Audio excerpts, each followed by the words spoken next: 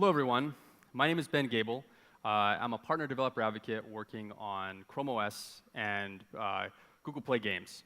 And today, I'm here to tell you about all the new stuff for apps and games on Chrome OS. So to start, here's a video of some of the great work that our partners have done in the last year.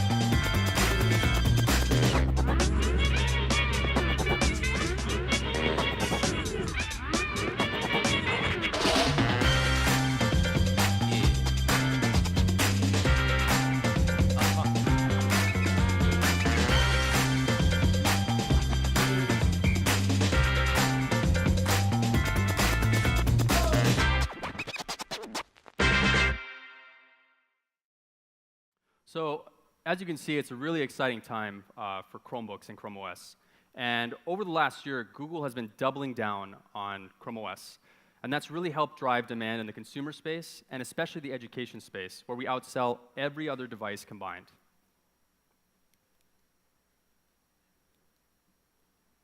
So in Q4 of last year, 17% of notebooks sold in the US were Chromebooks. And you might be wondering, why does this matter to you, Android developers? Well, if you haven't heard already, Chromebooks now run Android apps and games. How does this work? So inside Chrome OS is a full Android container. And the Google Play Store is now the same across mobile devices and Chromebooks. So if you have an app or game on Google Play right now, it's running on Chrome OS. And what this really means is that we care about a great user experience. And part of that is the operating system, where we've been investing heavily into improving the user experience. And some of you that might have Chromebooks or have used Chrome OS in the past couple of months have hopefully seen a lot of the updates we've been pushing. But it also comes down to the apps and games that you guys are building, the developers, and ensuring they work well on Chrome OS. And many of you have already done so. So Adobe, Roblox, Sony, Netmarble, and many more have included Chromebook optimizations in their latest updates to the Google Play Store. And developers are already seeing the benefits. So May Allen, a PM from Evernote, they've found that Pixelbook users are spending 4x more time inside their app on Chromebooks than regular app users. And Andrew and David, founders of Steadfast Innovation and the Squid app, told us that Chromebooks have made up 21% of the revenue over the last 30 days. So it's an exciting time. So to begin, let's quickly review the basics between a mobile app and the differences between a mobile app and your app running on Chrome OS. And it really comes down to 4 key differences. They are wider screens, default landscape, window management, and input management, like keyboard, pointers, stylus, trackpad, mouse. So first off, wider screens. So Chromebook screens are much bigger, and apps need to be able to work well at these widths and respond appropriately to resize events. So for example, AIDS coding lessons now switch to a 2-column view when the app is resized to be larger. Second, default landscape. So as a default landscape device, apps need to be able to have a great landscape experience, which is much different than the portrait experience you see on your phone. So for example, Pocket Casts actually pins their navigation menu to the left-hand side of the screen there, and they arranges items in a grid so they can take advantage of all this extra space, and they don't have a bunch of empty white. Third, multi-window. So SignEasy and Sony Sketch apps are now resizable, which means that users can better multitask when they're using these apps inside a multi-window desktop environment like Chromebooks. And keyboard and mouse inputs. So when a user sees a laptop-like device and a keyboard and trackpad, they're going to try to use it, and they're going to expect that it works in all areas of that application or game. So the Infinite Painter team, for example, created keyboard menu accelerators so they can get around faster inside of their interface. And this is especially true in games. So Pixonic, for their game War Robots, basically implemented keyboard controls into War Robots. They detect which method is being used, so either touch and tilt if you're on mobile, or for Chromebooks, keyboard and mouse, and they switch the control display seamlessly. So it's a great experience that makes gaming much more accessible on Chromebooks. So these are just a few of the app teams who are now building and testing on Chrome OS. And we want to give a huge thank you to everyone who has worked with us so far. We're always looking for new apps and games to show off, and we want you guys to be one of them. So now let's talk about some of the latest improvements in Chrome OS for Android app and game developers. First, I'll point out several new features. Next, I'll talk about some advanced things you can do that'll make your application or game really shine on Chrome OS. And at the end, I'm going to talk about some best practices that you should follow to be as successful as possible. So what is new for the latest releases? Well, to start off, we've improved the tablet mode, since there are now tablet-only Chrome OS devices. So this includes things like smoother animations, we've hidden the title bar and moved some of the controls into the app shelf, and automatic maximization. Also for tablets, we've added a split screen mode, so it allows users to display any combination of Android or Chrome OS app, as long as the application is marked as resizable. Currently, Android applications can't detect if they're in split screen mode, but we hope to add it really soon. And coming in P is picture-in-picture. So this is also fully compliant with Android O's specification. So picture-in-picture for web applications and for Android apps will look and feel the same, which means that users will be able to resize and move it all over the screen. And coming in September, we're also allowing the Android Virtual Keyboard to replace the Chrome OS one, which will please a few of you because you've been asking for it. So we're excited about that change as well. Android notifications are also much more integrated into Chrome OS now. Layout, coloring, spacing, interactions are all now matched so that the experience is much smoother when a user might be using an Android app or a Chrome OS app.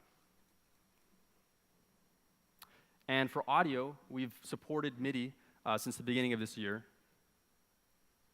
And in September, we're also adding support for multi-channel USB audio, A audio, and memory mapped. So those are some of the things that are new and coming soon. Now let's look at some of the advanced things you can do to make your app really shine on Chrome OS. And really, this is all geared towards making your application or your game feel like it was built for a desktop environment and not just a port of a mobile version. So behind the scenes, we're constantly improving how applications look on a big screen. And here's an example, menu accelerators. If anybody has used a desktop-like experience, menu accelerators are very common. And this has actually been around in Android for a long time, I think since Android A, but they were only optimized for smaller screens. Now we've made them look better on bigger screens. And if you want to take advantage of these, it's really simple to do so. All you have to do is specify them in your menu item, in your layout.xml, and then specify if you want to use an alphabetic or numeric accelerator. You should note, though, that if you want to use an alphabetic accelerator, you need to set QWERTY mode to true in order to make sure that you're getting alphanumeric characters. Next is shelf integration. So by default, the shelf icon and text is taken from the task description. If you want to change this icon or the text depending on some custom state of your application or game, you can do so through set task description. And if you have multiple tasks that you want to group together, it's really easy to do so by adding the same shelf group ID to each of them and then providing some kind of custom string identifier.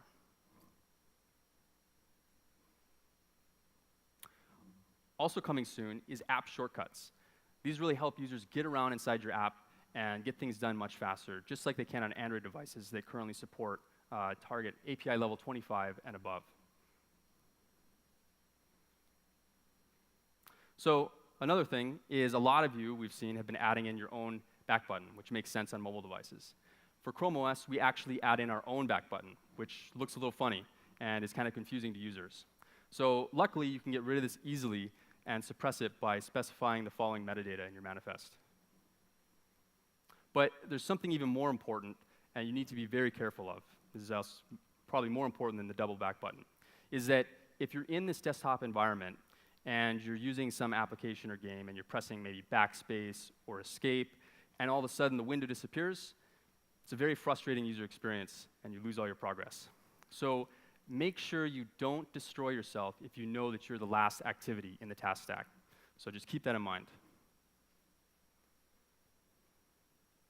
So another complaint that we've gotten from users is that they cannot multitask. So for example, they might be playing a game and have a chat application open side by side, and they notice that while they're playing the game, they're not getting chat messages updated in real time. So on Chrome OS, there's actually 3 states. There's running, paused, and stopped. And if you're in the running or paused state, you're actually still visible on the screen. So what you should do is consider that if you're in the pause state, maybe continue to update your data. That way that if users don't have focus, they're able to still get important updates to your application. Maybe don't do this if you're using some kind of application or game that's using a lot of system resources, or maybe it doesn't look so good updating in the background. So it's something that we encourage you to take a look at and decide if it's right for your application. So on Chrome OS, you can also share data between all windows, no matter what kind of application, whether it's Chrome OS or Android. But drag and drop is by default enabled only for your window and your window only. So if you want to share data with another app, which hopefully you do, you need to specify this flag in start drag and drop. And if you're on the other end and you're receiving data, you need to make sure that you check what data you're actually getting. If, for example, you're just blindly looking for text or something, you might be missing out on a lot of the richness of the data that's coming through. And this is especially important if you are getting data from the clipboard, where there's usually a lot of extra data besides just text. So the lesson here is basically make sure you're looking at what you're expecting for drag and drop and try to get all the data that you can. So I've talked a bit about resizing and making sure it works and looks good. So here's a material design app in portrait mode on a phone. Looks pretty good, right? And here it is in tablet orientation. Still looks pretty good. So now the question is, what should it look like in a Chrome OS windowed environment when a user resizes it? Well, let's take a look.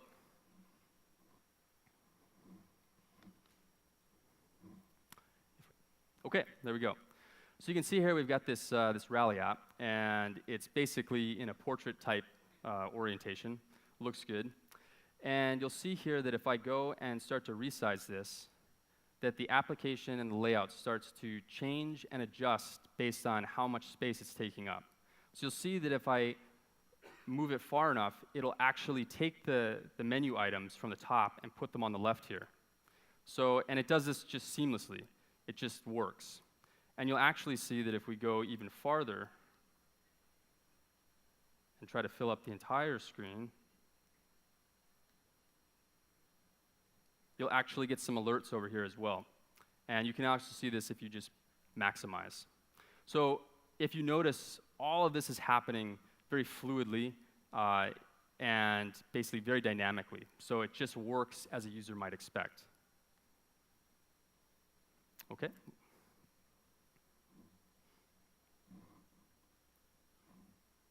So let's talk a little bit, how is that done? So first, you have to create a constraint layout file, which is kind of like a blueprint that tells Chrome OS how it should look in each scenario. So also, one thing to note is that you have to make sure in this file that all your UI elements are in all the layouts that you specify. Otherwise, they might go missing as you're resizing and never come back. If there's certain layouts that you don't want certain UI elements to be visible in, you can always hide them and re-show them later on. So after that, in your activity, in onCreate, you need to tell it what kind of transition you want to use, and then set up the onConstraint changed handler. This is basically giving control to the system and telling it to do the layout changes for you when it detects certain constraints. Then, inside your activity, you just need to update your view based on configuration changes. So, for example, resizing. And then specify in your manifest that you want to handle all the configuration changes. And that's it. So if you'd like to check the sample out, and I hope a lot of you do, please do. It's available on GitHub, and hopefully it's very helpful to you in optimizing your layouts for Chrome OS. So another thing we've been working on is stylus latency. So traditionally on tablet-like devices, a latency of 100 milliseconds is pretty common, and it's pretty noticeable to users. So we think we can do a lot better than that. So when we add up all the numbers from the pipeline, everything from the hardware input event to the final rendering on the screen, you can see that it's about 100 milliseconds. And a lot of that is in the compositing of the screen. So if we eliminate that layer, we're already eliminating about 74 milliseconds. And then if we add in prediction logic, which uses things like speed, direction, deviation, jerk, we can actually look ahead and eliminate even more time, and brings us down to nearly 0 milliseconds. So 0 latency is achieved. And this sketch was actually done by Paulo Rivera, a comic book author, at I/O earlier this year. He did a live demo. Unfortunately, he's not here today, but he was using this tech to do this sketch. And how is this done? We're using a new ink overlay view, which basically does all the prediction and then commits the result to the rendering when it's done.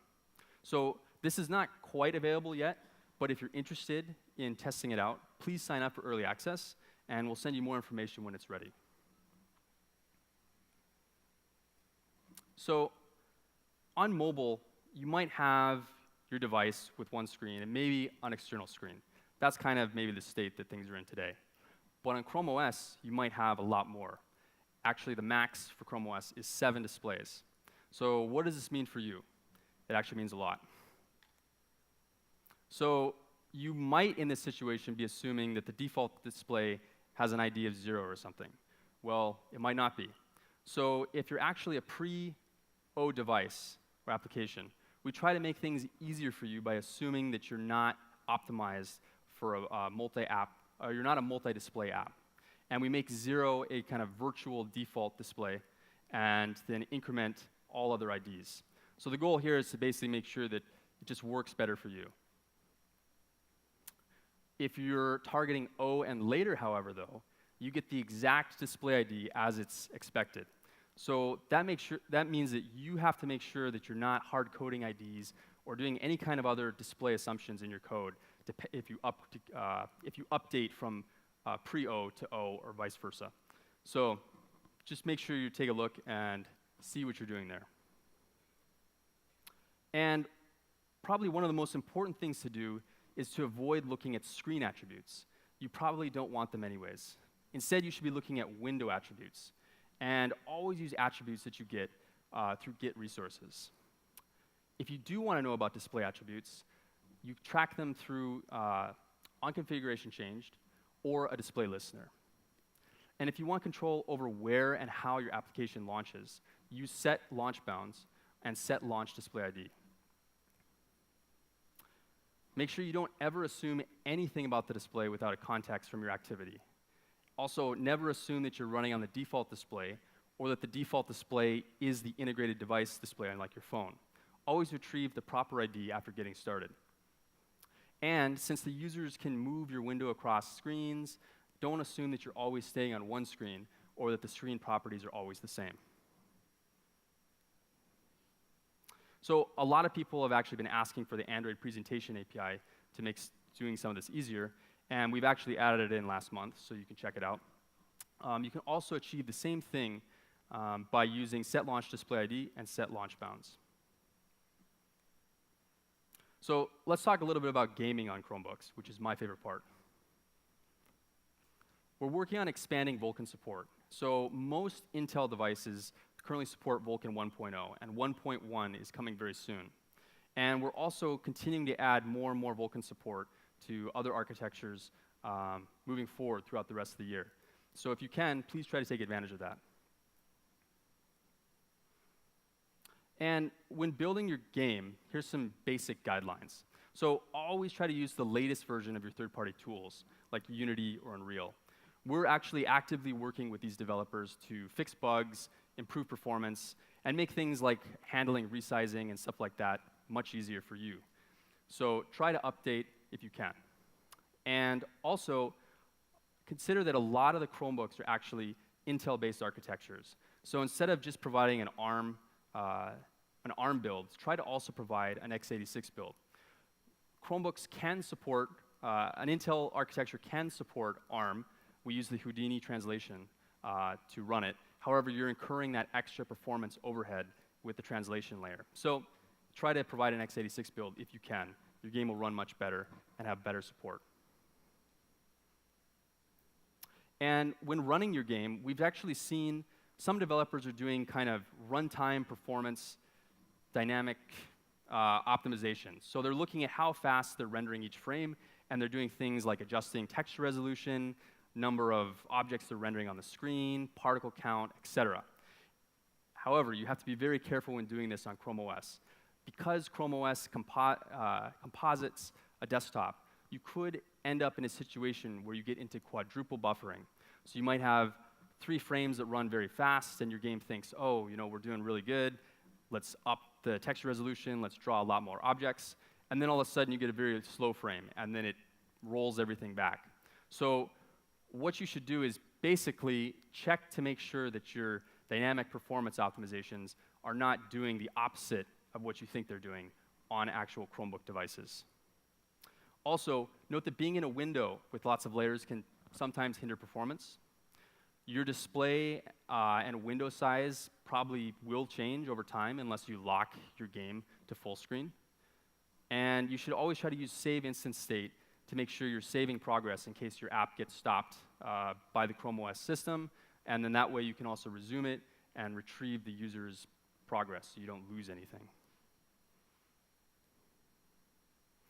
And now let's talk about some of the best practices for Chrome OS and things that'll make, as I said before, your app shine and your life easier. So first off, you should be targeting Target SDK 26 or above.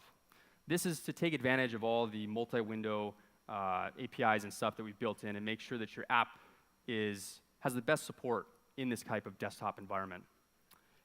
Also to note that this is a requirement that's going to be coming to Google Play later this year. So any existing app or new app or game that's launching will have to support Android Oreo and above. So something you'll have to look at anyways. Maybe start looking at it sooner rather than later. Also, mouse and keyboard navigation should work in all parts of your application. So if users maybe can use it for some parts but not others, that's frustrating and unexpected, and it just makes it not feel very smooth. So make sure it works flawlessly and everywhere. Always make sure also that all your active UI elements are always visible. Don't hide things and show them in weird times. And as I mentioned before, think really deeply about resizing. Consider things like landscape orientation versus portrait. Make sure that you're using good use of all the extra space. Use architectural components in order to make resizing easier for you to implement. And saved instance state, as I mentioned, to save progress. But the most important thing is to do all of this smoothly and not crash. That's the number one thing. If you can only do one thing, try not to crash when you resize. So finally, let's talk about some of the tools that we provide to make doing all this much easier. So first of all, the Chrome OS emulator now is available for Android Studio in beta. It uses hardware acceleration, and it's a great way to quickly test your app or game and see how it might behave in this new multi-window desktop-like environment. However, there's nothing like the real thing. So if you have a Pixelbook or an HP Chromebook X2, we're excited to announce that ADB over USB is now supported. So you can plug in your device and test and deploy, just like you would with a mobile device. You don't have to worry about connecting over Wi-Fi or any other hassle. So check that out if you have a device. The most exciting news, however, that we announced at I/O is that Linux now runs on Chromebooks. So some of you may have heard about this already, but it's still really cool to talk about. So how does this work? Well, we have Chrome OS, And as I mentioned before, we have the Android container. And now also we have a full version of Debian Linux running inside of another container. And inside here, it has its own version of ADB, and you can actually install any kind of Linux apps like Android Studio, for example, and maybe some of your third-party tools that you're using already, and it'll run just like any Linux distribution already. And the cool thing here is that you're able to connect and run to the Android container from within that Linux container. So you can it actually simulates just like you're running an ADB over USB connection with the device. So let's take a look and see that in action. So if you're excited about testing this out, if you have a Pixelbook or an HP Chromebook X2 and you want to test this out, you can check out the instructions to get set up. So I've talked briefly about a lot of stuff today, and there's a lot more to talk about. So if you're interested in any more topics or you want to know much, much more about optimizing your Android app or game for Chrome OS, please check out our developer documentation on developers.android.com. We talk about everything there. We've got examples, instructions. It's all there to help make your life easier. So please check it out. You can also look at our YouTube channel, Google Developers, as we have the talk from I/O that we gave earlier this year, as well as some other videos on optimizing apps and games for Chrome OS. It looks like that's all the questions. So I will be out in the speaker lounge here afterwards hanging out. So if you have any more questions on Chromebooks that you might think of, please stop by and talk to me. I'm really excited to talk about Chromebooks, and I hope today I've maybe excited you about the possibility of optimizing your Android app or game for Chromebooks, and looking forward to seeing what you guys do. So I hope you have a good rest of the day. Thank you.